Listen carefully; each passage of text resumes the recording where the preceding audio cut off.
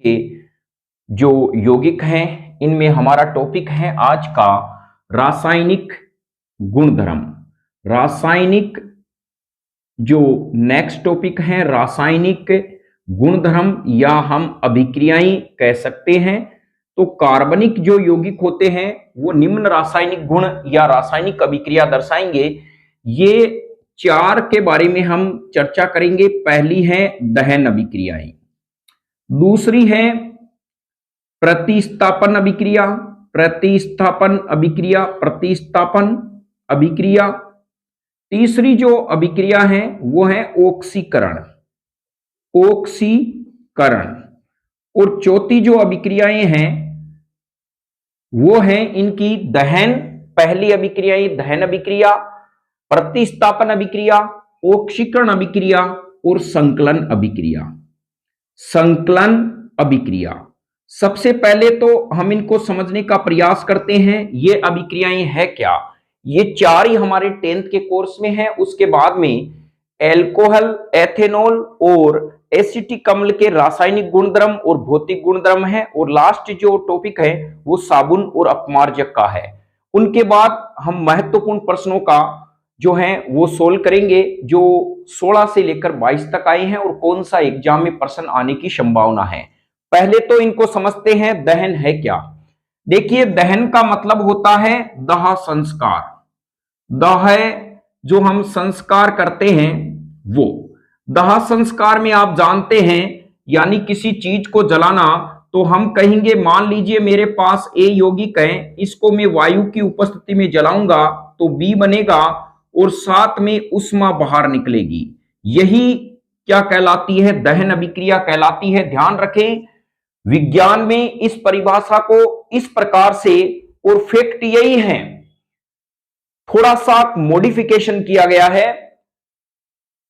वे रासायनिक अभिक्रियाएं अर्थात जब किसी पदार्थ को वायु की उपस्थिति में जलाते हैं तो ऊष्मा प्राप्त होती है। इस अभिक्रिया को दहन अभिक्रियाएं कहते हैं। CO2 गैस व जल भी प्राप्त होते हैं। ये डिपेंड करते हैं कि आपने पदार्थ कैसा लिया है। नेक्स्ट हम कहें, और एक बात और आप ध्यान रखें, दहन अभिक्रिया में जब कार्बन जलेगा उतनी संख्या में CO2 देगा। यह अपने दिमाग में ध्यान रखें। जैसे आपको कोई कंपाउंड दे देता है C5, बताओ इसको मैं जब वायु में जलाऊंगा तो क्या होगा? ध्यान रखें, कार्बन हमेशा 5 CO2 देगा। जितने कार्बनिक यौगिक में कार्बन है उतना ही CO2 देता है। और जब भी हाइड्रोजन का दहन होता है, हाइड्रोजन जलेगा, ये H2O देगा, लेकिन ध्यान रखें इसके मुकाबले ये आधा देगा। जितने हाइड्रोजन हम क्रियाकारक में ले रहे हैं प्रिय मित्रों, उससे आधे हाइड्रोजन यानी जल के अणु हमें उत्पाद में प्राप्त होंगे। आपको कहे, सपोज कीजिए आपने लिया है H6, कितने लिए हैं? H6। इसको जब आप वायु में जला रहे हैं तो आपको कितने जल के अणु प्राप्त होंगे? आप कहेंगे न्यू कंसेप्ट क्लासेज के हिसाब से 3H2O प्राप्त होंगे। तो आपने सही सोचा, 3H2O ही प्राप्त होते हैं। तो यह होती है दहन अभिक्रियाएं। जैसे आपको मैं एक एग्जांपल में दूं प्रिय मित्रों, कार्बन का जब आप दहन करते हैं, देखिए वायु यहां पर आ गई, इसका मतलब इसका दहन हो रहा है। बताओ कितने CO2 बनेंगे? तो आप कहेंगे कितने कार्बन है? एक। बिना देखे ही आप कह सकते हैं कार्बन मेरे पास में है तो एक CO2 बनेगा। जैसे मैं आपको कह देता हूं इसका मुझे दहन कराना है मेथेन का, और यह रिएक्शन बहुत इंपॉर्टेंट है। देखिए, साइंस के अंदर हम किसी कंसेप्ट को रट नहीं सकते।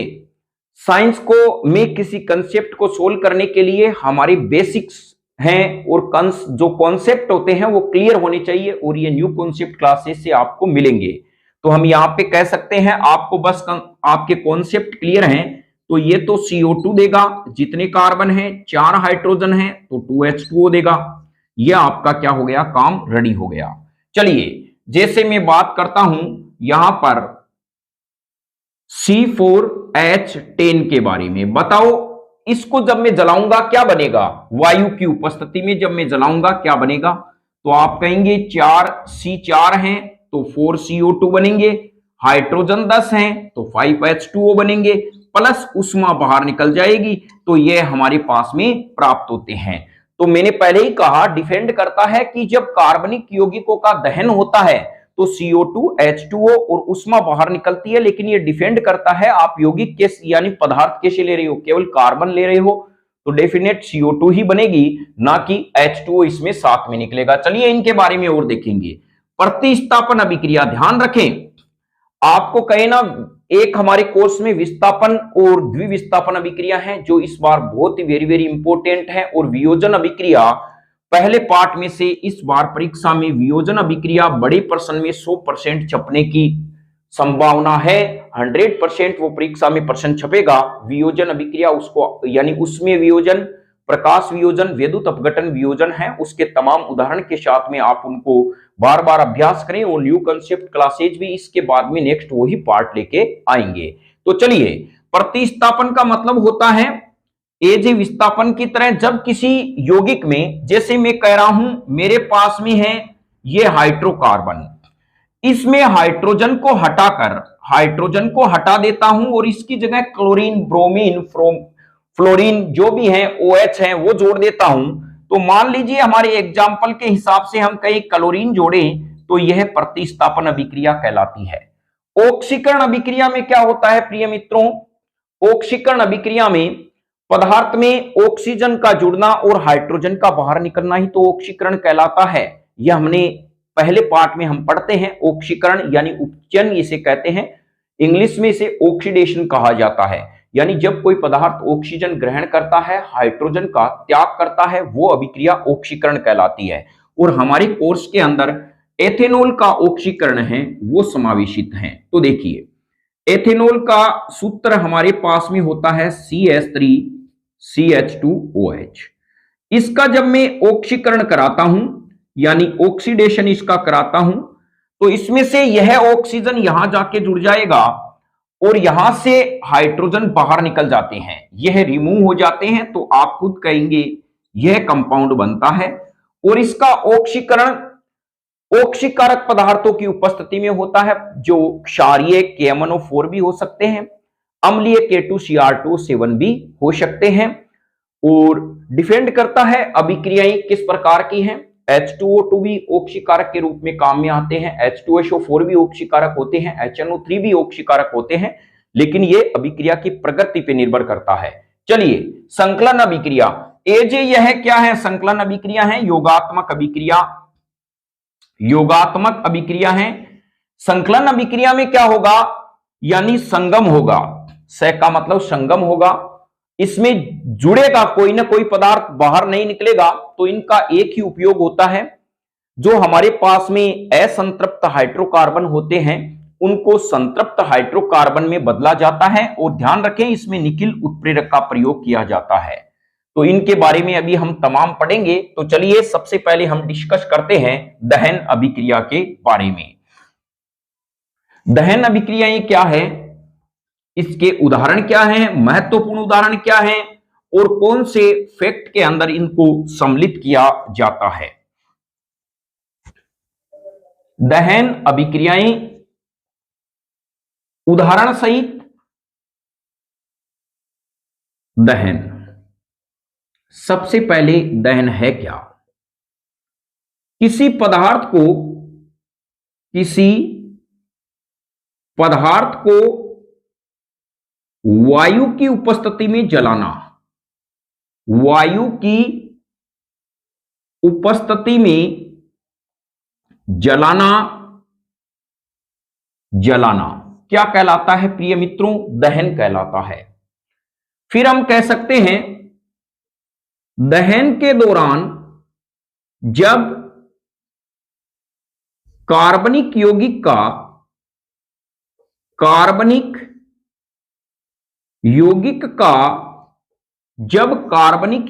का दहन होता है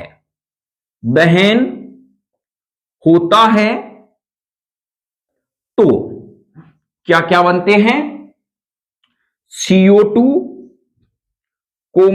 H2O व उष्मा प्राप्त होती है, प्राप्त होती है, प्राप्त होती है। यह थोड़ा सा का आप ध्यान रखें, यह बहुत ही महत्वपूर्ण प्रश्न है, 1 नंबर का है। कार्बनिक यौगिकों के दहन से कौन से उत्पाद प्राप्त होते हैं? ए CO2, बी H2O और सी हम कहीं उष्मा, तो डी विकल्प है ऑल ऑफ एबोव अर्थात उपरोक्त सभी, तो यह विकल्प सही होगा। नोट लगा के हम इसमें यह भी कह सकते हैं दहन एक उष्माक्षेपी अभिक्रिया है, दहन एक उष्माक्षेपी,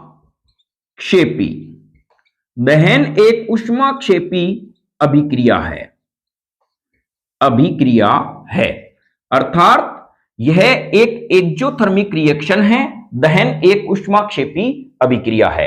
अब चलिए इनके उदाहरण देखते हैं। उदाहरण के बारे में देखें तो नंबर 1 CH4, इसका नाम होता है मेथेन। उदाहरण में वायु की उपस्थिति में वायु है, इसको जब मैं गर्म करूंगा यानी गर्म करना पदार्थ को जलाऊंगा तो बताइए क्या बनेगा। देखिए एकदम वेरी इजी है, एक कार्बन है तो एक CO2 बनेगा और यहां पर 4 हाइड्रोजन है, 2 H2O बनेंगे और साथ में हीट रिलीज होगी अर्थात ऊष्मा प्राप्त होती है। यह मेथेन का दहन है और इसका नाम है कार्बन डाइऑक्साइड, कार्बन डाइऑक्साइड, इसका नाम है कार्बन डाइऑक्साइड। इसको ये नॉर्मल है, इसको सब जानते हैं, जल इसका नाम है, ये वाष्प के रूप में बाहर निकलता है। तो यहां पर आप समझ गए होंगे, पहला एग्जाम्पल हमारे पास में है CH4O2 CO2 2H2O। तो ध्यान रखें जितना हम मेहनत करते हैं और घर पर बार बार इनको लिखकर अभ्यास करते हैं तो ये अभिक्रियाएं उतनी ही आसान हो जाती है। तो उम्मीद करता हूं ये मेथेन वाली पहली अभिक्रिया आपके समझ में आ गई होगी। अब चलिए नेक्स्ट रिएक्शन लेते हैं दहन के बारे में।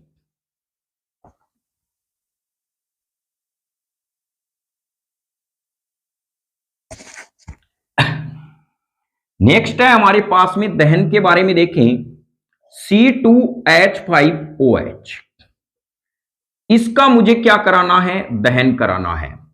इसका नाम है एथेनॉल, एथेनॉल और इसको एल्कोहल भी कहते हैं, एल्कोहल भी कहा जाता है।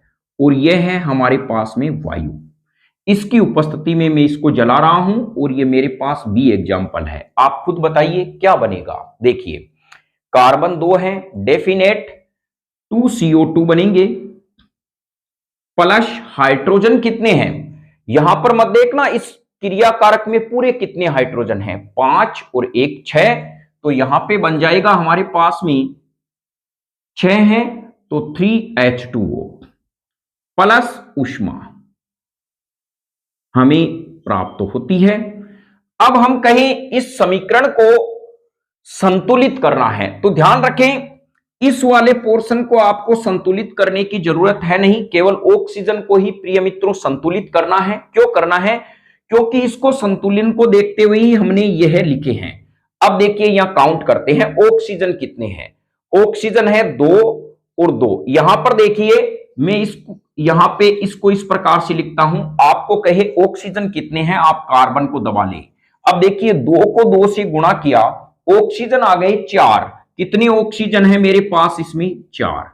इसमें ऑक्सीजन पूछे तो 3H2O, हाइड्रोजन को आप दबा लो, ऑक्सीजन कितने हैं? 3। तो यहां पर टोटल ऑक्सीजन उत्पाद में होते हैं 7। और हमें द्रव्यमान संरक्षण नियम हमने पढ़ा था, क्रियाकारक व उत्पाद में तत्वों का जो द्रव्यमान है वो क्या होता है? स्थिर रहता है, निश्चित रहता है या संरक्षित रहता है। यही क्या होता है? द्रव्यमान संरक्षण का नियम है। अब इधर देखते हैं, इधर हमारे पास में इसमें ऑक्सीजन है 1। ऑक्सीजन कितने हैं? 1। यहां पर ऑक्सीजन है 2, 2 और 1 हो गए 3। इधर है 7। कितने ऑक्सीजन चाहिए? 4 ऑक्सीजन चाहिए। तो इसका मतलब अब आप बताइए मुझे जब 4 ऑक्सीजन यहां पर चाहिए तो मैं क्या करूंगा, इसको मैं प्यारे बच्चों 4 से यहां पे यानी 3 से गुणा करने पर देखिए टोटल मुझे ऑक्सीजन 7 चाहिए, तो यहां पर मैं कह सकता हूं 3 को 2 से गुणा किया 6 और 6 1 मेरे पास 7 हो गए और इधर भी मेरे पास 7 हो गए। इसका मतलब ये समीकरण संतुलन हो गया। तो आप थोड़ा सा ये ध्यान रखें, केवल दहन अभिक्रिया में ऑक्सीजन को संतुलन करना है यदि आपने यह उत्पाद लिख दिए हैं तो, और यह उत्पाद इस प्रकार से होंगे। चलिए नेक्स्ट आपको एग्जांपल में लिखना है C6H12O6, यह होता है ग्लूकोज। ध्यान रखें प्रकाश संश्लेषण अभिक्रिया में पादप का जो मुख्य उत्पाद होता है वो ग्लूकोज होता है प्रकाश संश्लेषण अभिक्रिया में, जिसे शर्करा भी कहा जाता है। और जो हमारे पाचन अभिक्रिया में जटिल कार्बोहाइड्रेट होते हैं जैसे स्टार्च हैं, सेलुलोज हैं, ये तमाम जो भी हैं वो एंड में जो जटिल कार्बोहाइड्रेट हैं वो सरल कार्बोहाइड्रेट यानी ग्लूकोज में ही बदलते हैं, इसे ही तो पाचन कहते हैं। फिर यहां पर ये ग्लूकोज क्या करता है, छोटी आंत्र से जो है रक्त में अवशोषित कर लिए जाते हैं। अब हम कहें ग्लूकोज का जब आपको ऑक्सीकरण कराना है यानी दहन कराना है, ग्लूकोज का दहन कराना है, तो बताइए क्या होगा।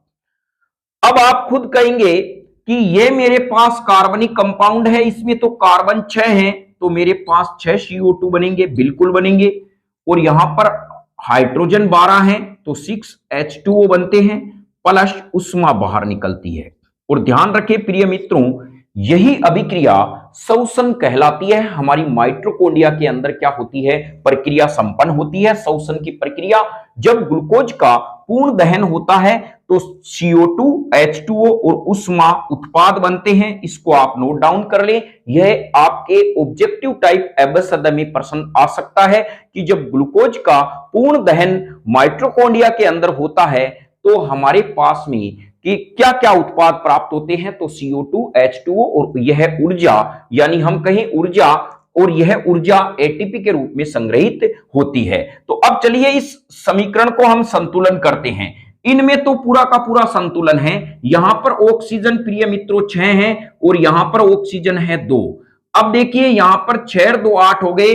अब यहां पर यदि हम देखें ऑक्सीजन कितनी है, ऑक्सीजन H2O में 6 है, इधर ऑक्सीजन कितनी है अभी मैंने बताया था, 6 को 2 से गुणा करेंगे तो 12 और 6 हमारे पास में 18 आ जाते हैं। अब 18 में से आप इस 6 को माइनस करेंगे तो फिर हमारे पास में कितने आ जाएंगे, 18 में से आप 6 को माइनस करने पर बाहर आ जाते हैं और 12 में आ जाते हैं। अब बताइए मैं 2 को किससे गुणा करूं कि 12 आ जाए, तो आप इस 6 से गुणा कर देना और यह आपका क्या हो जाएगा, ग्लूकोज के जो है दहन का यानी ग्लूकोज का जो ऑक्सीकरण होता है, अर्थात हम कहें दहन अभिक्रिया का, ये इस प्रकार से हम समीकरण लिख सकते हैं कि ग्लूकोज का दहन होने पर उनके क्या उत्पाद बनते हैं, उनका रासायनिक समीकरण लिखिए। तो मैं उम्मीद करता हूं दहन आपके अभिक्रियाएं आसानी से समझ में आ गई होगी। मान लीजिए आपने कुछ भी नहीं पढ़ा है और अगला कह दे एग्जाम्पल के रूप में आपको कुछ भी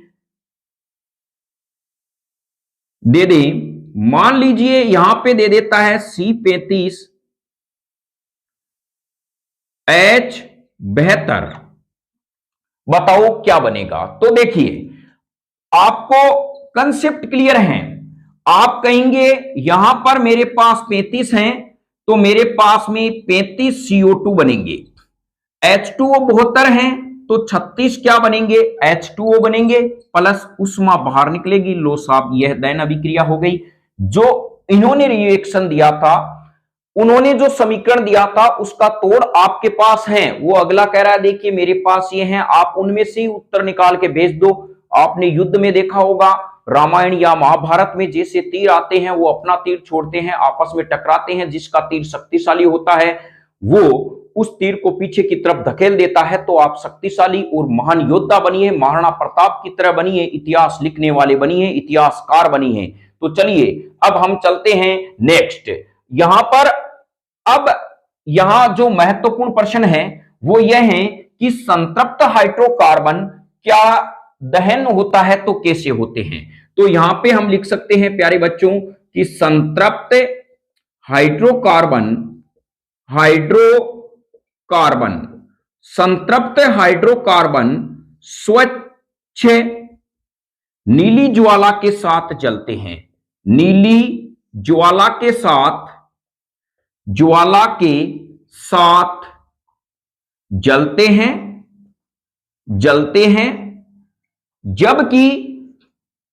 जबकि असंतृप्त हाइड्रोकार्बन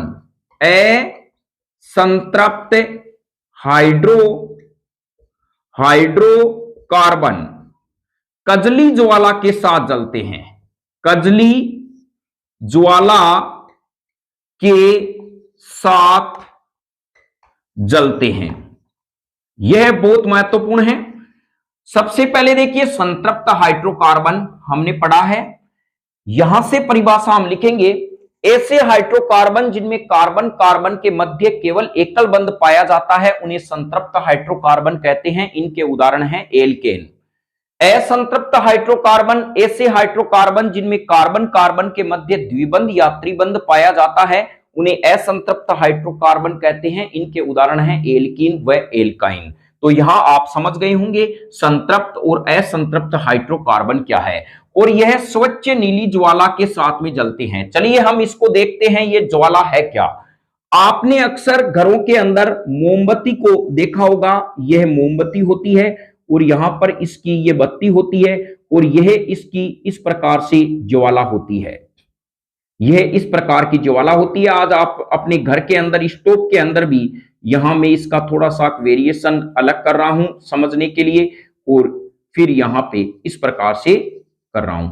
आज आप क्या है एक प्रैक्टिकल भी कर सकते हैं। एक मोमबत्ती लेके आ जाइए और उसको आप जला के देखिए, तो देखना बाहर की तरफ बाहरी भाग, बाह्य भाग इसका नीला होता है और इसका अधिक ताप होता है। ताप क्या होता है? अधिक होता है, नीला होता है।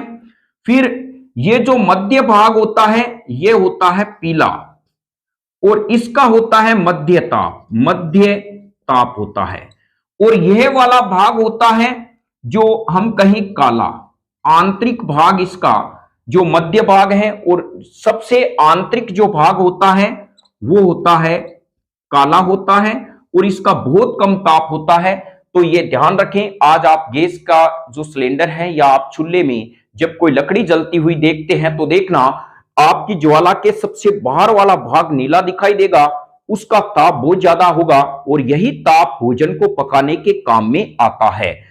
और दूसरा उसके मध्य में देखना गौर से, उसमें पीला कलर दिखाई देता है। और जब कोई ईंधन जल नहीं रहा है तो उसमें देखना आप काला काला धुआं ही आपको दिखाई देगा। ये अंदर वाला भाग है।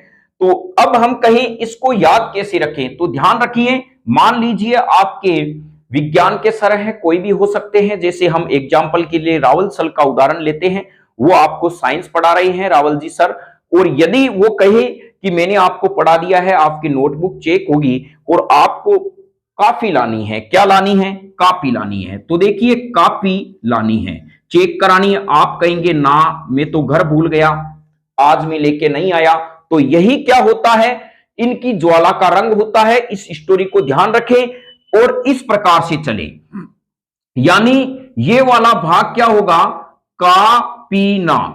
नीचे से ऊपर की तरफ चलेगा तो मैं का पहले लिखूंगा, फिर पी लिखूंगा, फिर ना लिखूंगा। अब आप उम्मीद करता हूं ये समझ गए होंगे। मोमबत्ती के सबसे अंदर वाला भाग काला होता है, मध्यम ज्वाला का भाग पीला होता है और बाह्य ज्वाला का भाग नीला होता है। और इसी ज्वाला का प्रयोग, नीली ज्वाला का प्रयोग सुनार हैं वो धातुओं को, सोने को पिघलाने में करते हैं। दिमाग में फिट कर लेना, यह सीबीएसई बोर्ड में प्रश्न आ चुका है और हो सकता है हमारे एनसीईआरटी में भी इसको इन्वॉल्व कर दें। सुनार ज्वाला, कौन सी ज्वाला का प्रयोग सोने को पिघलाने में करता है? तो हमें पता है सोने को पिघलाने में बहुत अधिक ताप की आवश्यकता होती है, तो नीली ज्वाला का प्रयोग करता है। और आप कभी सुनार की दुकान में जाएं तो देखना बर्नर के सबसे ऊपर की तरफ वो क्या करता है, उस फूंक को मारता है जिससे वो नीली ज्वाला ही उस सोने पर पड़े और इसीलिए वो नीली ज्वाला का प्रयोग करता है। तो उम्मीद करता हूं इन ज्वालाओं के बारे में आप आसानी से प्रिय मित्रों समझ गए होंगे और इनमें अब कोई किसी भी प्रकार की कोई कभी भविष्य में दिक्कत नहीं आएगी। तो चलिए असंतृप्त हाइड्रोकार्बन, प्रश्न में हमारे आ जाए कि संतृप्त और असंतृप्त हाइड्रोकार्बन में क्या अंतर है, तो ध्यान रखें यहां पर संतृप्त हाइड्रोकार्बन की परिभाषा लिखकर पहला अंतर, और फिर हम कह सकते हैं संतृप्त हाइड्रोकार्बन नीली ज्वाला के साथ जलते हैं। दूसरा अंतर संतृप्त असंतृप्त हाइड्रोकार्बन कजली ज्वाला के साथ जलते हैं। और एक ध्यान रखना, आपको जब अंतर पूछा जाता है उसमें उदाहरण जरूर लिखना, उदाहरण अंतर में नहीं आते हैं, उसके नीचे संतृप्त हाइड्रोकार्बन में जैसे एल्केन, असंतृप्त हाइड्रोकार्बन में एल्किन व एल्काइन। अब हमें यहां पर एक प्रश्न बनता है कि जब आप खाना बनाते हैं तो तवा आपका क्या हो जाता है, काला हो रहा है।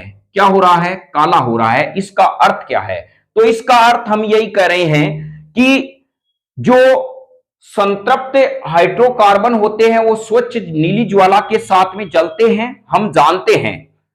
यानी इसका उत्तर आप इस प्रकार से लिखेंगे, हम जानते हैं संतृप्त हाइड्रोकार्बन स्वच्छ नीली ज्वाला के साथ जलते हैं, लेकिन किसी कारणवश ईंधन को ऑक्सीजन पर्याप्त मात्रा में नहीं मिल पाती तो यह कजली ज्वाला के साथ में जलने लग जाते हैं, जिससे यह धुआं देते हैं और हमारा जो खाना पकाने वाला पात्र है वो काला हो जाता है, यानी पर्याप्त मात्रा में ऑक्सीजन नहीं मिलने के कारण। इसीलिए आप देखते होंगे कभी कभी जो आपके गैस के जो यहां पर इस प्रकार की जो लगी हुई होती है प्लेट, और इसमें छोटे छोटे छिद्र होते हैं, इसमें छिद्र जब किसी कारणवश अवरुद्ध हो जाते हैं, पर्याप्त मात्रा में जो दहन है वो नहीं मिल पाती, यानी ऑक्सीजन, तो यह थोड़ी सी क्या है कि नीली के साथ में पीली भी ज्वाला देते हैं और धीरे धीरे बाद में काली ज्वाला देने लग जाते हैं, अर्थात धुआंडा देने लग जाते हैं। तो मैं उम्मीद करता हूं ये समझ गए होंगे आप कि संतृप्त हाइड्रोकार्बन किस प्रकार की ज्वाला के साथ में जलते हैं। अब चलिए यहां पर हम कह रहे हैं कि आपके एक प्रश्न आ गया कि एक हाइड्रोकार्बन काली ज्वाला यानी कजली ज्वाला के साथ जल रहा है, इसका कारण क्या है। एक हाइड्रोकार्बन संतृप्त हाइड्रोकार्बन कजली ज्वाला के साथ जल रहा है, इसका कारण क्या है, तो इसका कारण यही होगा कि संतृप्त हाइड्रोकार्बन को पर्याप्त मात्रा में ऑक्सीजन नहीं मिल पा रही है, इस कारण ये कजली ज्वाला के साथ जल रहा है और ईंधन का व्यर्थ में क्या हो रहा है, दहन हो रहा है, क्योंकि संतृप्त हाइड्रोकार्बन हमेशा नीली व स्वच्छ ज्वाला के साथ में जलते हैं। यह भी जो मैंने बोला है इसको अपनी नोटबुक में जो है वो लिख लें। अब नेक्स्ट जो अभिक्रियाएं आती है, नंबर 2 अभिक्रियाओं के बारे में बात करते हैं, तो ऑक्सीकरण। ऑक्सीकरण, ऑक्सीकरण में हम कहेंगे किसी पदार्थ में ऑक्सीजन का जुड़ना, ऑक्सीजन का जुड़ना व हाइड्रोजन का बाहर निकलना, बाहर निकलना ऑक्सीकरण कहलाता है। ऑक्सीकरण कहलाता है। प्रिय मित्रों, ऑक्सीजन का जुड़ना और हाइड्रोजन का बाहर निकलना ऑक्सीकरण कहलाता है। देखिए, ऑक्सी का मतलब ऑक्सीजन, करण का मतलब हमेशा होता है जुड़ना, तो ऑक्सीजन का जुड़ना ऑक्सीकरण कहलाता है। इसमें हम क्या कहेंगे, उदाहरण के रूप में हम लिखें तो यहां पे लिखेंगे एल्कोहल, जैसे एल्कोहल ऑक्सीजन को ग्रहण करता है, यह नवजात ऑक्सीजन होती है, और यहां पर ऑक्सीकारक,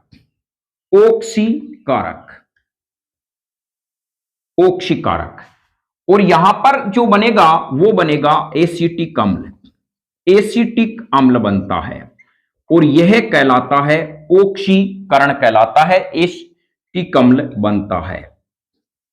अब हम इसके अंदर उदाहरण के रूप में लिखें तो एल्कोहल का सूत्र होता है C2H5OH, इसका नाम है एथेनॉल। इसका जब ऑक्सीकरण होता है और ऑक्सीकारक होते हैं क्षारीय KMnO4 या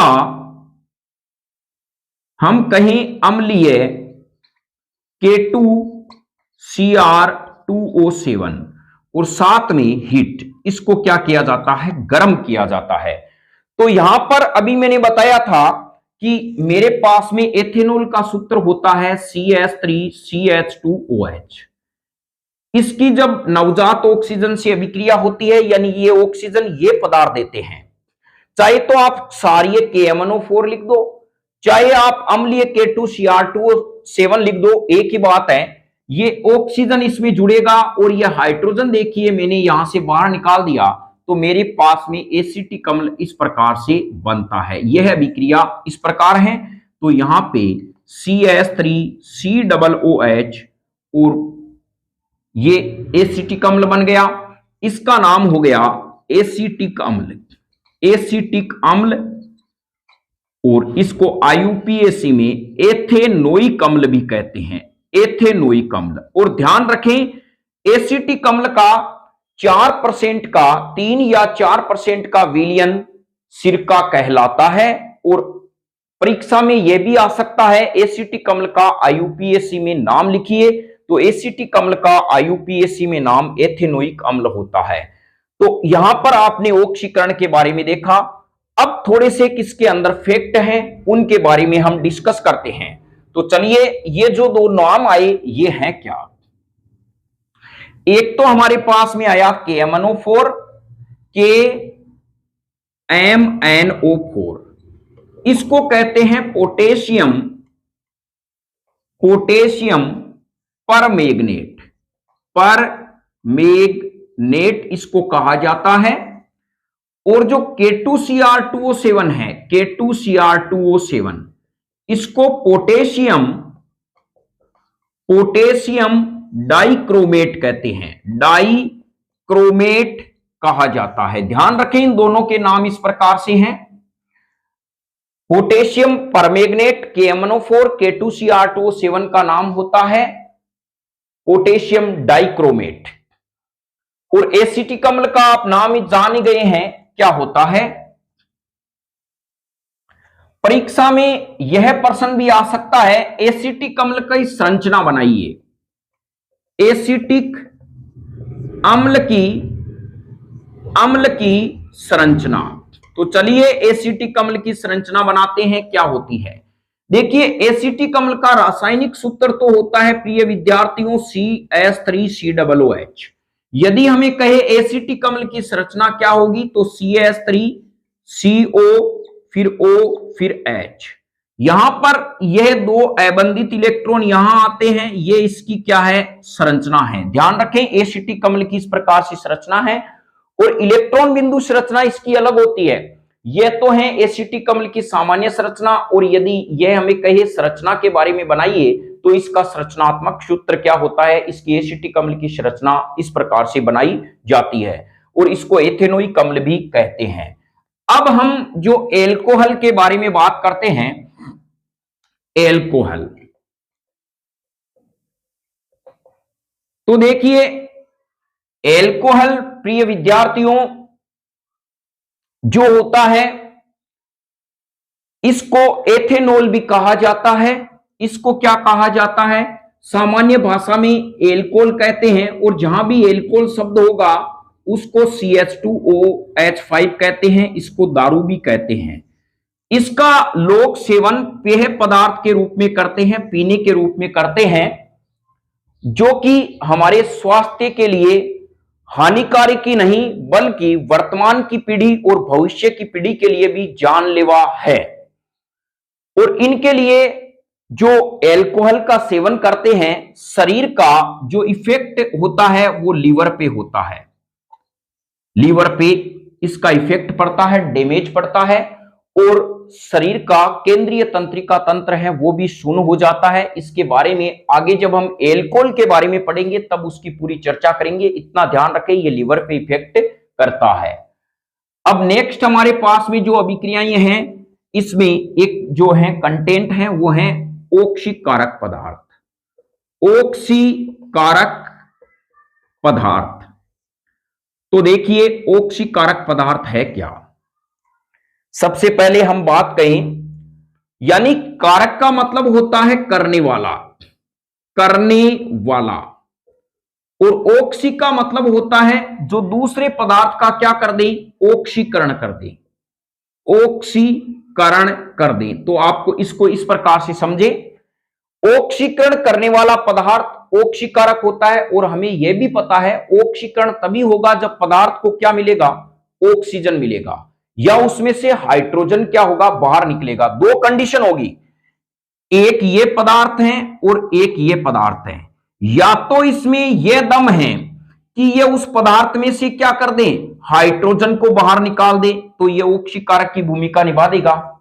यदि इसमें इतना दम है कि ये उस पदार्थ में ऑक्सीजन जोड़ दे, तो ये ऑक्सीकारक पदार्थ की भूमिका निभा सकता है। यानी दो कंडीशन होती है, या तो उस पदार्थ में से आप हाइड्रोजन निकाल दो, या उस पदार्थ में आप ऑक्सीजन जोड़ दो, तो आप ऑक्सीकारक पदार्थ कहलाओगे। समझ गए होंगे। जैसे देखिए फ्लोरीन जो होता है वो होता है प्रबल ऑक्सीकारक होता है, क्योंकि ये किसी पदार्थ में से हाइड्रोजन को बाहर निकालने की क्षमता रखता है। इसके पास ऑक्सीजन है ही नहीं बेचारे के पास, ये देगा कैसे। तो यहां पे हम कह सकते हैं ये पदार्थ क्या करता है प्यारे बच्चों, ये किसी पदार्थ में से हाइड्रोजन निकालने की पावरफुल कैपेसिटी रखता है। फ्लोरीन यदि हम कहें तो ऑक्सीकारकों का डॉन माना जाता है। ये जब भी किसी के पास से गुजरता है उस कंपाउंड में से हाइड्रोजन थर्राने लग जाते हैं, कांपने लग जाते हैं, और जैसे ही वो पास में जाते हैं हाइड्रोजन अपनी जगह छोड़ के भाग जाते हैं, तो डेफिनेट इसे क्या कहा जाता है, यानी ऑक्सीकारक पदार्थ कहते हैं। तो अब हम इस 10th की परिभाषा के अनुसार समझें तो वे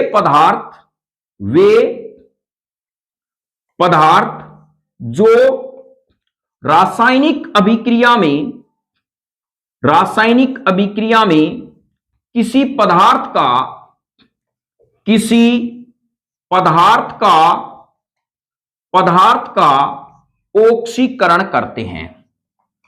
ऑक्सीकरण करते हैं,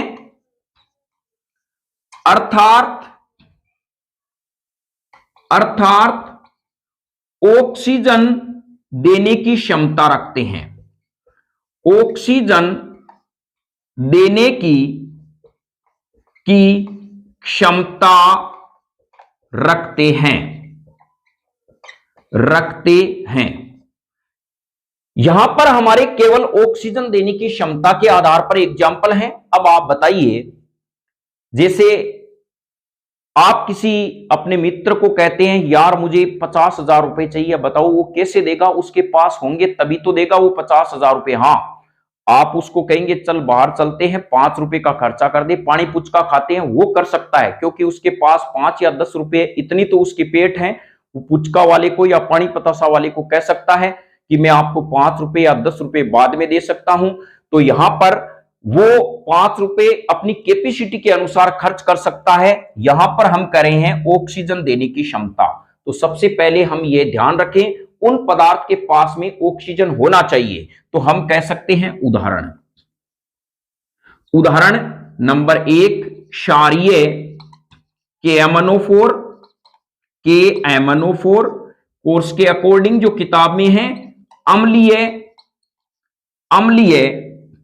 K2Cr2O7, तीसरा हम लिख सकते हैं H2SO4, नंबर चौथा लिख सकते हैं HNO3, और पांचवा लिख सकते हैं H2O2। ये दो महत्वपूर्ण हैं जो इस बुक्स के अंदर हैं। यदि आपको इन दो में से याद नहीं रहते हैं तो इनमें से भी आप लिखते हो तो आपके विकल्प क्या हैं, सही माने जाते हैं। और मान लीजिए ये भी याद नहीं है तो हम कह सकते हैं फ्लोरीन है, ये जो है ऑक्सीकारक के रूप में भी काम आता है। तो यहां पर इनके अकॉर्डिंग हमारे एग्जाम्पल ये होंगे। तो ये ऑक्सीकारक पदार्थ कहलाते हैं, यानी वे पदार्थ जो रासायनिक अभिक्रिया में किसी पदार्थ का ऑक्सीकरण कर देते हैं, अर्थात ऑक्सीजन देने की क्षमता रखते हैं, ऑक्सीकारक पदार्थ कहलाते हैं। अब नेक्स्ट जो पार्ट में जो हमारी संकलन अभिक्रिया रह गई है, और नेक्स्ट जो इनके अंदर जो अभिक्रियाएं हैं उनके बारे में अगले वीडियो में अध्ययन करेंगे। आज का वीडियो इतना ही। जय हिंद, वंदे मातरम।